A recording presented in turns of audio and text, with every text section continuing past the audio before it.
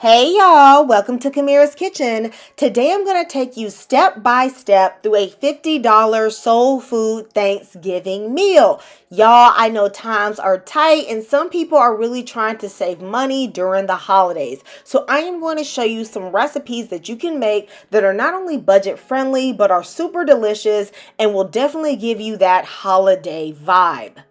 I know this is a little bit of a longer video, but this isn't simply for inspiration. This is also for people who actually want to cook this dinner. We are going to be making cornbread chicken and dressing, greens with smoked turkey, black-eyed peas, apple tart, cranberry relish, corn pudding. You can serve this with some rice. I'm using chicken as my main meat today because turkey is not yet on sale, but closer to the holidays, stores will practically give away turkeys and hams. Before, and I'm going to prepare my cornbread using these three patches. You can make homemade cornbread or you can just use something like this. This cornbread is not sweet. You can tell by the sugar content that this is not sweet cornbread, which is what you're going to want for cornbread dressing. I'm going to add all three packages to my bowl.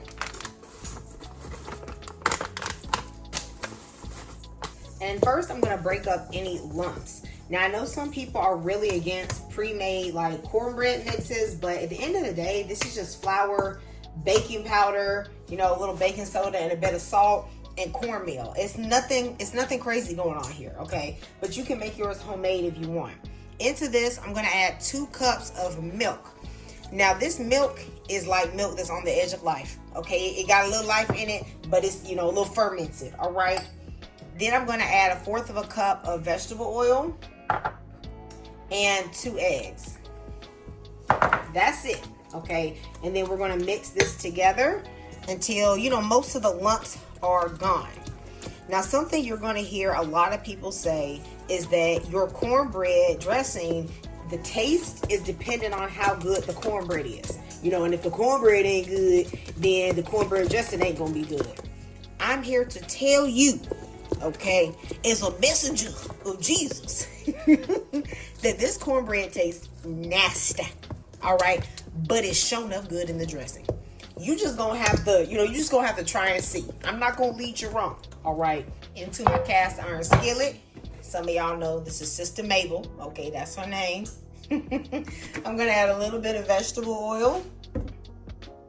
Now, sometimes people do heat up their cast iron skillet for cornbread, but in this case, I'm not even going to bother. Okay, it's not going to make a huge difference.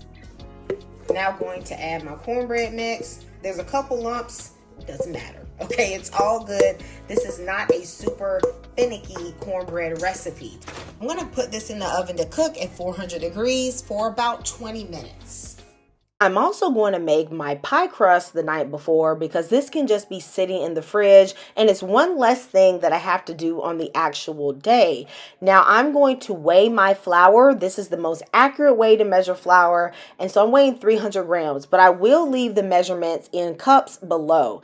To this flour, I am adding a tablespoon of sugar and 1/2 teaspoon of salt, and I will be grating in a pinch of nutmeg. That is going to enhance the flavor, okay? I'm going to chop up 2 sticks of frozen butter. While I did not include the cost of flour, sugar, spices, vanilla extract, basically just pantry staples in the $50, I definitely included the cost of butter. So if you get an inexpensive butter, like at Aldi, you can get it for about $2.75 a pound. But if you want to splurge and get a grass-fed butter, it's only about $5 a pound at Costco, and I think that you do taste the difference. I have blended up the flour in my food processor, and first I am going to add 1 stick of butter.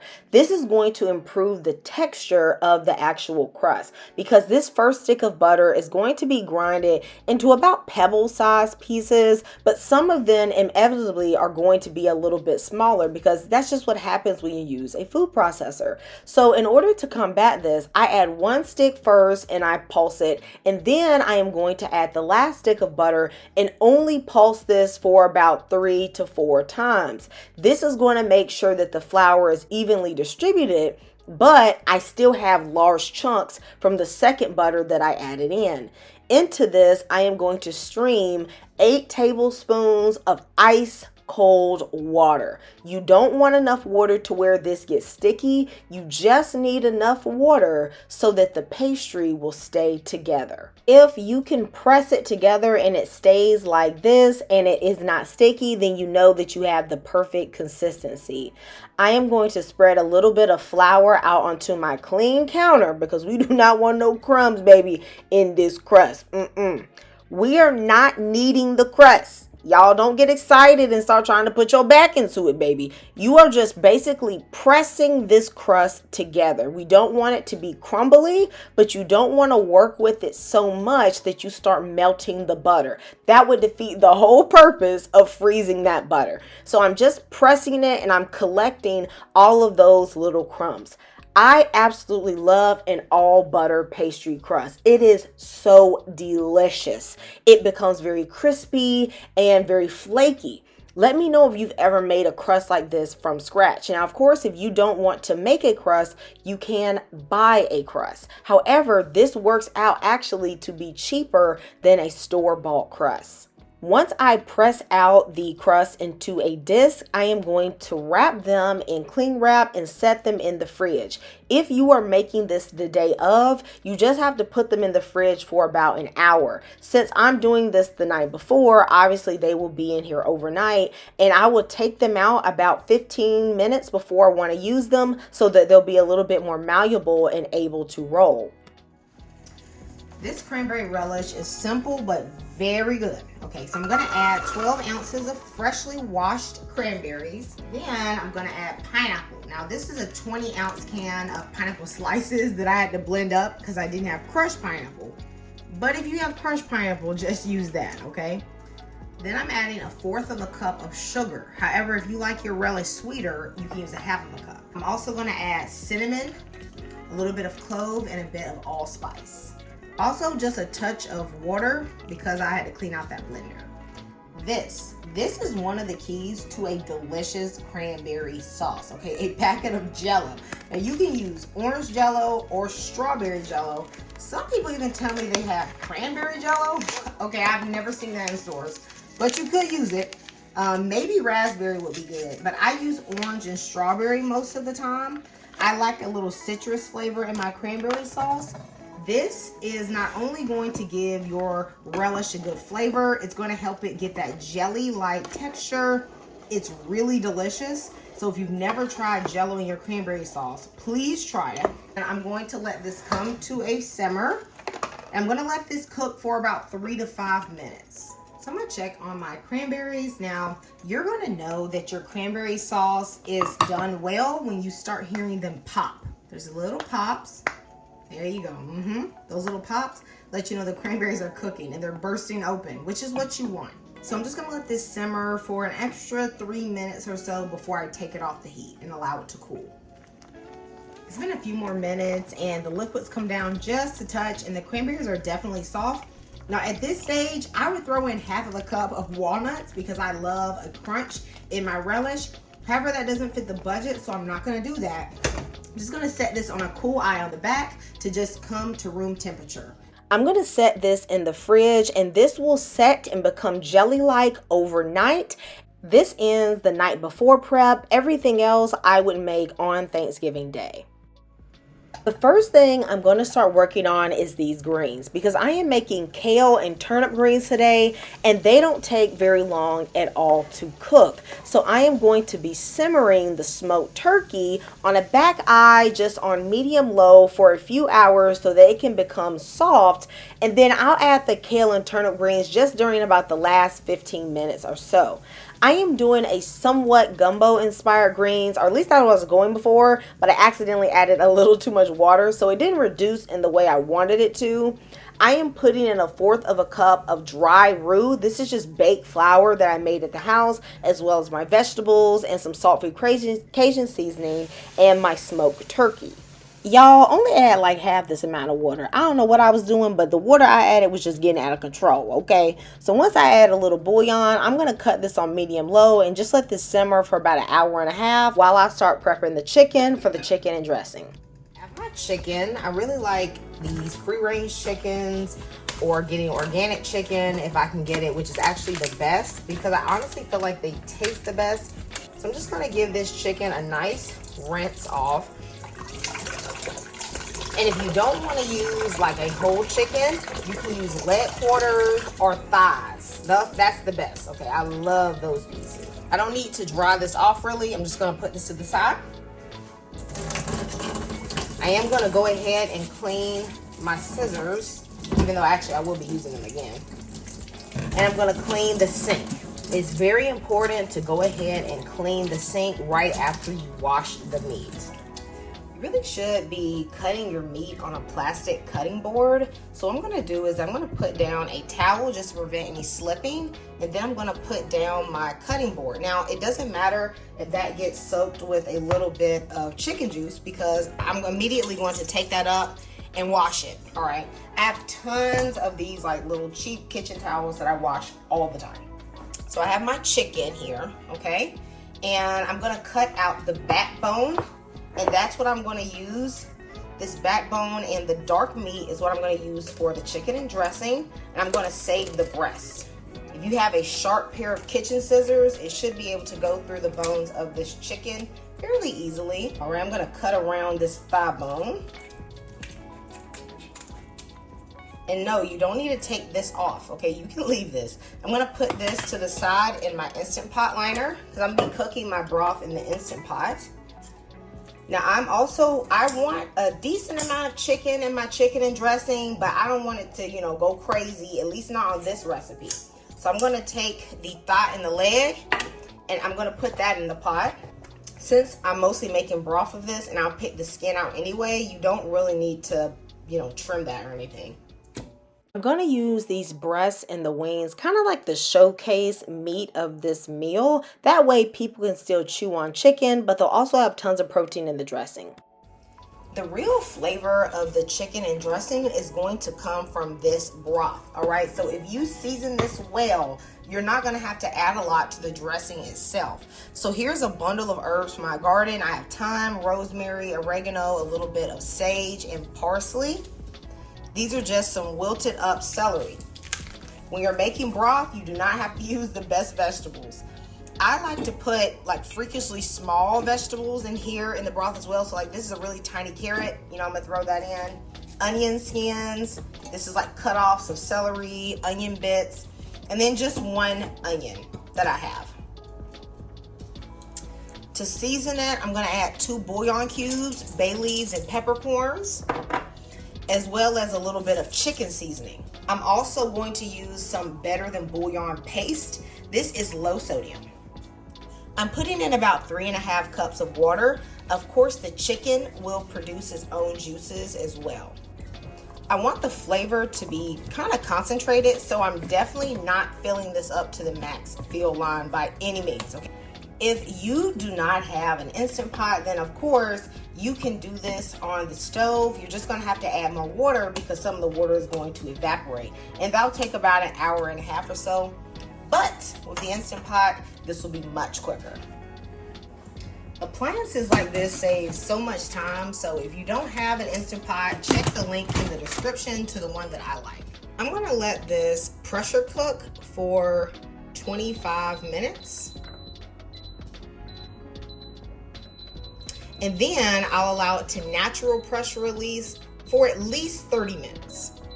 Corn pudding is one of the simplest Southern side dishes that you can make. And my grandmother loved making corn pudding. Okay, so this is like an old family recipe here. So I have 2 eggs and I'm gonna beat them. Let me know if you've ever made corn pudding, because whenever I make this, there's always somebody who tells me they've never had corn pudding in their life and never even heard of it. All right, so once I beat those eggs, I'm then going to add 1/4 cup of sugar. You can add a ton more sugar. My grandmother loves sugar, so she added a lot more, but 1/4 cup is good for me. I'm also gonna add 1.5 tablespoons of cornstarch. The cornstarch is necessary because you want a little thickness to it. You're kind of making a little custard around the corn. I'm gonna go ahead and beat this because I wanna make sure there's no lumps in the cornstarch. So this is what you're looking for. Something just like this. Then I'm just gonna add the rest of the ingredients. I have 1/4 teaspoon of cinnamon and 1/4 teaspoon of salt. 1/4 cup of evaporated milk, but you can use half and half or heavy cream. 4 tablespoons of melted unsalted butter. I'm just gonna pour in the vanilla, but it should be about a teaspoon. I always add at least a little bit of nutmeg. However, nutmeg is best when you grate it fresh. Pre-ground nutmeg literally starts to taste like dust very, very quickly. I'm gonna put in about 1/4 of a teaspoon. I'm gonna mix this together. The last thing is the corn. So I'm using 1 can of creamed corn. Take my spatula, get everything out of this, all right? And then 1 can of drained kernel corn. You do not want to add the liquid. It will be way too soupy. I'm just gonna mix this up. And baby, that's it. Now you can taste this. Okay, I'm not afraid of tasting a little raw egg. And you can see if it's sweet enough or has enough spices. If you want to add a ton more sugar, okay, give you the sugar foot, I ain't gonna say nothing to you. Okay, it ain't my business. So you do what you want. Just for a holiday, all right? This is an 11 by 7 baking dish, and I'm gonna coat this with butter. Then I'm gonna add my corn pudding.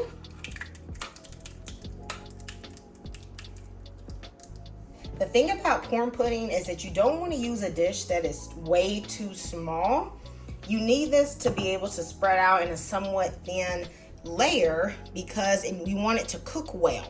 Okay, something that I've noticed is that if I put corn pudding in a dish that's way too deep or like way too small, like if this was an 8 by 8, it might fit, but it doesn't get the right consistency. I'm gonna put this in the oven at 375 degrees for about 25 to 30 minutes until the top is golden brown, but the middle can still be a little jiggly. You could do this the night before because this is good served cold, room temperature, or warm. These are all my greens. I have kale and some turnip greens. You could get collard greens. However, the ones at my store just were not looking good. So I decided to get these instead. And I like this combination because it also cooks a little bit faster. Then I'm gonna add a few drops of this Dr. Bronner Salad Suds, the best veggie cleaner. I absolutely love it.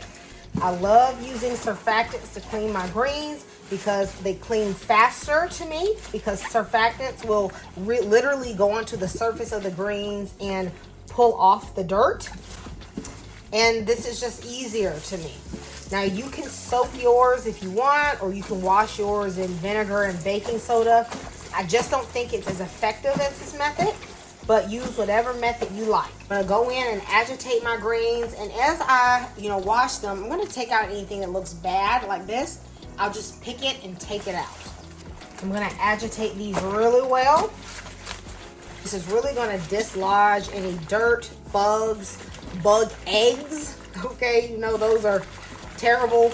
And look, if you got some gritty greens, folks is gonna talk about you. I'm gonna tell you that right now. Somebody recently told me that they actually knew of a housekeeper who was cleaning greens in the washing machine. Have y'all heard of this craziness? Okay, so I drained out all the water. It was really cloudy. That means a lot of the dirt came off. I'm going to start doing a rinse, and I'm going to just agitate them one more time. But as I rinse them, I'm going to start stripping the kale. I don't want the kale stem. These are kind of tough. Now, if this was my garden kale, I would have picked it a bit younger so the stems wouldn't be so tough.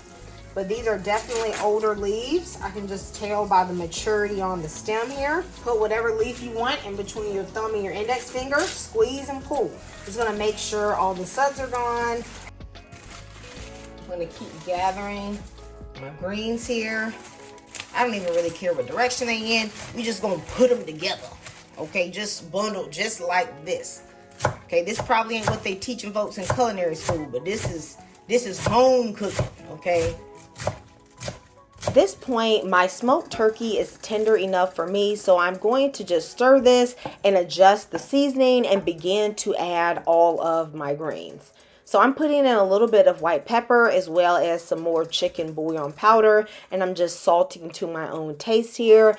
I know this looks like a ton of greens, and really this is a good amount of greens. Greens were only about $1 to $1.20 at my local store, so I got a lot of greens in this budget. I got about 3 really big, nice bundles, but of course this is going to cook down. I'm gonna let this simmer for about 30 minutes. This is my cornbread. I've let it cool overnight. As y'all can tell, I nibbled on it. Even though I know the cornbread don't really taste that good, I still nibble on it anyway. It's just a habit. One of the cooks just gotta taste their food a little bit. You know, I just gotta try a little bit. So I'm gonna just crumble this up with my hands. It is completely cool, and I left it out to sit. I'm gonna strain my broth. Whew. All right, y'all see that? This smells really good. I'm gonna pick out the like these little vegetables here. They're super soft. Okay, I'm gonna be mindful to try to keep the chicken meat, which I want, but I tell you something, you can't leave no bone. Okay, baby, you leave a bone up in your dressing, you're gonna have problems. All right. Now I'm just gonna take my tongs and I'm gonna run it through the meat because I want to shred it up a little bit. And if you look below, we have a beautiful, delicious golden broth. There is really nothing quite like the taste of fresh herbs in your cooking. I love to use some fresh sage. Of course, this is dressing, so sage is gonna go perfectly. Now, I don't know how many leaves this is, but it's a good amount of leaves here, okay? I picked these fresh from my garden, and you can use a decent amount because fresh is not quite as strong and concentrated as dried. So it's not going to be as overpowering as you might think it's going to be. I'm also going to add some rosemary. Some people don't like rosemary or thyme in their dressing, but I think it tastes perfect. Like these 3 are the dressing herbs to me. I just love them. So I'm just going to round these up and give them a nice rough chop. In a skillet over medium heat, I'm gonna add about 1.5 tablespoons of butter and let this melt. Y'all, you got to have a little butter in that dressing. Into my skillet, I'm gonna add some celery, about a stalk of celery, a little bit of peppers. Now, I actually did not grow up putting peppers in my dressing, but somebody suggested I do it, so I'm gonna try it, y'all. I'm also gonna put a chopped up onion and a little bit of garlic. This is about 2 cloves of garlic. You don't want to get crazy with the garlic. I'm gonna add just a pinch of salt to help this wilt down quicker. And I'm gonna allow this to saute for about 4 minutes. My vegetables have cooked down. They got a nice little brown on them, which I love. It's gonna make them taste great. And now I'm going to add my herbs. I'm gonna allow those to cook down for just about a minute in the heat of the pan. I've turned the heat down to low. I have 2 cans of cream of mushroom soup. You don't have to use cream of mushroom. You can use cream of chicken, cream of celery, cream of onion, cream of chicken and herbs. All of those would taste good. I have found that Aldi actually has the cheapest cream of mushroom soups. They're only $1.25, which is where I got those. Next, I'm going to put in the sauteed vegetables and herbs. I like to mix the sauteed vegetables right into the cream of mushroom soups just so everything will distribute evenly. Next is 2 beaten eggs. I know some people are anti-eggs in dressing, but it's been working for me. Okay, I'm also gonna put in a little bit of pepper. My mama taught me to put eggs in dressing. Okay, so I'm gonna do it. I'm gonna do what my mama said, okay? I'm gonna add all of this cornbread that's been crumbled up. I have been making dressing for over a decade because in my family, my mom used to make the dressing, but then she started putting like way too much meat in it.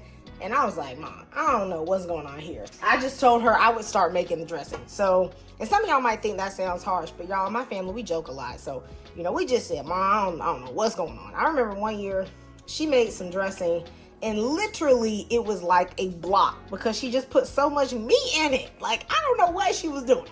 A lot of people add too much broth or not enough broth. I'm gonna tell you exactly how much I use. Notice I added the cream of mushroom soups and the eggs and stuff first because those are a wet ingredient as well. So the broth is the last thing I'm adding on top just to make sure everything is moist enough. Still needs a little bit more to me. So it's about 3/4 of a cup. This texture looks good to me. So this is about 2 3/4 of a cup of broth that I have added. And this is the texture that I've gotten. And this is what I like. I do have some leftover broth, and that's fine. I'm going to save that either for another dressing recipe where maybe I don't want to add chicken meat, or I'm going to make a gravy out of it. I'm going to add in the chicken. Some people actually don't like to add in the chicken meat, so I guess you really don't have to. I love adding the chicken in here, and since the chicken wasn't cooked to like a mush, it's actually really good tasting. It has a great flavor as well. Now at this point, you need to taste it and adjust any seasoning. I want to add a little more chicken seasoning. And I'm also going to add a little bit more chicken bouillon because I didn't use all the broth. So like all that bouillon flavor isn't in here. And a little bit more pepper. I added some pepper earlier, but I feel like it needs a touch more. This is a 9x13 baking dish. I am going to rub it down. Okay, give it a little rub down with some butter. I'm going to add my dressing mixture. This looks so good. And y'all, this is family style. So as you can see, this makes a nice big pan of delicious dressing. Very tasty dressing. Baby, you start bringing this dressing to your family gatherings. Hey, just start making it for your immediate family. Baby, you gonna be making dressing, okay, every time. They ain't gonna get nobody else to do it. And I know how some of y'all are. Some of y'all don't tell nobody y'all recipe. Y'all gonna be like, this is a secret recipe. No, good and well you got it from this channel. But that's okay. I ain't mad at you. Because I know you gonna be out there making dressing to the day you can't walk no more. I'm gonna bake this at 375 for about 55 minutes to an hour and 5 minutes. You want to check it and see when it's nice and golden brown. I am by no means a brand snob. However, I will say that I like this brand of black eyed peas over the Great Value brand. I feel like they are just prettier and they cook up a little bit better. I'm going to rinse them. Any of your beans float to the top, that's how you're going to know that some of them are bad. But I don't see any floating right now. Okay, these seem to be really good quality beans. You do not add beans straight from the bag to your pot, okay? They can be dusty, so you do need to at least rinse them. I'm gonna start to saute the vegetables for the black eyed peas. So I'm gonna add a little bit of oil and then the Trinity. Okay, that's celery, onion, some peppers. Put in a few cloves of fresh garlic. I'm gonna saute this for about 30 more seconds. My veggies are now nice and golden brown. This is what you're looking for. You could do these in the bottom of the Instant Pot, but I like to do them in a skillet because I think it's a little quicker. To the Instant Pot, I'm going to add the black eyed peas. I'm going to use the broth from the chicken. That broth has a lot of flavor, so I'm just going to cook my beans in it. Be super delicious. I'm going to season this with a little bit of salt-free Cajun seasoning, smoked paprika, and some thyme. Then you want to add in your sauteed vegetables. Now, a lot of people may wonder if you can do this on the stovetop. Absolutely. Okay, you can follow the same method, except instead of sauteing in a skillet, you just saute it in the pot you want to cook it. Add everything, plus maybe a few extra cups of broth, and simmer for about an hour to an hour and a half until it's tender. Also going to add a bay leaf. Some of you all are probably wondering why I didn't add like smoked turkey to these black eyed peas. Well, you can, but if I have a lot of other dishes on the plate that have meat, like the dressing or the greens, or the chicken, I just don't want meat in every single side dish, okay? I like some things, to not have a chunk of meat in it. Now, these certainly aren't vegetarian, but you guys know what I mean. I'm gonna pressure cook these for about 15 minutes and then allow them to natural pressure release for about 20 minutes or so. At this point, these greens are tender, and the only thing I'm going to do is adjust the seasoning with a little bit of bouillon. I'm going to pick off that smoked turkey meat, and I'm going to put these on a back eye just on the lowest heat to keep them warm while I prepare everything else. The cornbread dressing is also done, and surely this is a side dish, but it's kind of like one of the main dishes because it's so filling and delicious. And really, I come to Thanksgiving for the sides anyway. But I will prepare those chicken breasts for anyone who feel like they just got to chew on some meat. I'm going to spray the outside with a little bit of olive oil. That's going to help it brown up well. But maybe a lot of bit of olive oil. Y'all, I'm not afraid of fat on my food. I think it make it taste good. Especially olive oil is very good for you. I'm going to season this with a little bit of chicken bouillon. Yes, you don't just got to make broth with it. You can actually season your food with it. This is some poultry magic. Shake a little of that on there. A bit of lemon pepper. And some Creole seasoning. Okay, I like this one a lot. I feel like it has a good flavor. And as well on the back. And this is all the seasonings I'm going to use. You can just use these to taste. This I'm pretty much using like salt, okay, because it has a good amount of sodium. You don't really have to do a lot because this chicken is going to be very flavorful just from even us keeping that skin on. And of course, there's going to be other things with the meal, like the dressing and the gravy and all of that. So I don't really go too crazy with the seasoning on this chicken. Just do it well. Chicken, as long as it's salted enough, you know, when you have a few other spices, you're going to get a good flavor. And of course, if you have a good quality chicken, that helps too. What you don't want to do is put tons of herbs and things on the outside, like on the skin, because I find they tend to burn. If you want to add fresh herbs, you add them under the skin. I'm going to allow this to sit at room temperature for about 20 minutes to marinate. While you can cook this chicken breast a number of ways, the best and most delicious way is with an air fryer because I just feel like it comes out juicier. I've heard a lot of people complain about my air fryer saying it's dirty. Y'all, this is just polymerized oil. The same thing that happens to like your cast iron skillet when it has oil in it at high temperatures. It's the same thing. I don't know how to clean it off, so if you know how to, okay, let me know. Alrighty. So to continue on, I am going to take the wing tips. I'm going to try to tuck them behind the chicken. And then I'll wash my air fryer handle since my hand is dirty. I'm going to cook this on the poultry setting, okay, which is 380 for initially 20 minutes. It may not be done in that time, but I'm going to check it with the temperature probe so that I know when it's ready. After 20 minutes of cooking, I know that chicken looks brown. It looks like it's done, but it definitely is not. The inside is super raw. So I'm just going to baste the chicken, and you actually don't have to baste if you want super crispy skin. Instead, you can just spray your chicken with oil instead of basting it with the broth. Here you can see that my chicken is definitely not done. Chicken should be at an internal temperature of at least 165 degrees. So I'm going to cover my chicken with foil and literally tuck the foil under the bird because if I don't, the foil is just going to fly away. I'm going to put this back into the air fryer at 380 degrees and I'm going to let it cook until it reaches that internal temperature of at least 165. That took about 25 more minutes for me. Definitely don't let not having an air fryer stop you from cooking this chicken. Let's stick this in the oven at 380 degrees in a cast iron skillet and cook it like that instead. You had better not throw away those chicken juices. We are going to save them to add to the gravy to add a ton of flavor to that gravy. So you just want to drain that off and put that in a bowl.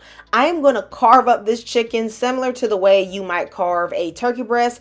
I'm going to tell y'all right now, okay, I am not a pro carver. I'm just doing the best I can. And really, this is best done with a serrated knife, which I do not have. Y'all, my dad carved up the turkeys at every Thanksgiving. I don't even be getting into it, okay? But I am going to chop this turkey breast into some slices, and this can be served on a platter. All I would do is arrange my sliced turkey breast with the wings on the side and carve off that meat. And then I would also save that bone and make a broth out of that just for another day. And y'all, you got some juicy and delicious chicken. My chicken actually came with some giblets, so at the side I had the turkey neck and the giblets just simmering with some water so that I could get a broth. And so I'm going to use that broth plus the juice from the chicken to make a simple gravy. I'm going to add some butter and some flour into a pan. I'm going to add the drippings from the chicken. I'm going to let those cook, and then I'm going to put in the broth from the giblets as well as a little bit of cornstarch. I added that because I didn't add enough flour. Y'all, gravy ain't that deep. You know, just add enough until it's thick like you like it, all right? I'm going to season it with a little salt, pepper, as well as some chicken bouillon paste. I consider bouillon paste a pantry staple, something most people just have, at least people I know. Okay, I'm going to let it simmer, and then I'm going to add in a touch of cream. Now that is optional. You could also use a bit of evaporated milk, which would be a more affordable option, or you don't have to use anything at all because really it's a delicious gravy all by itself.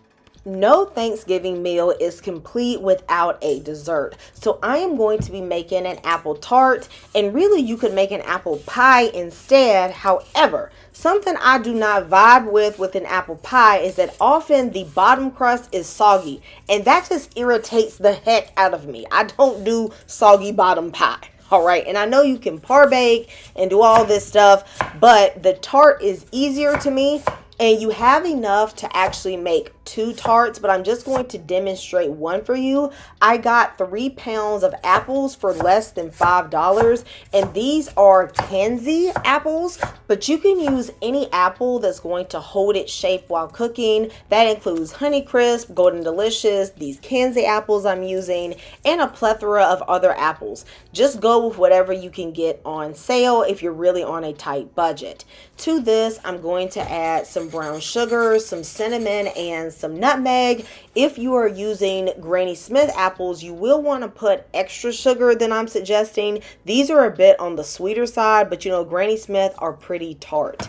I'm also going to add a pinch of salt and some melted butter. I'm going to mix this together, and in order to combat some of the juiciness that's going to come out of the apples, I'm also going to sprinkle on a little bit of cornstarch. Let me know in the comments, what is your absolute favorite dessert on Thanksgiving? I know a lot of people love that sweet potato pie, but baby, I do love me some apple tart with a bit of vanilla ice cream.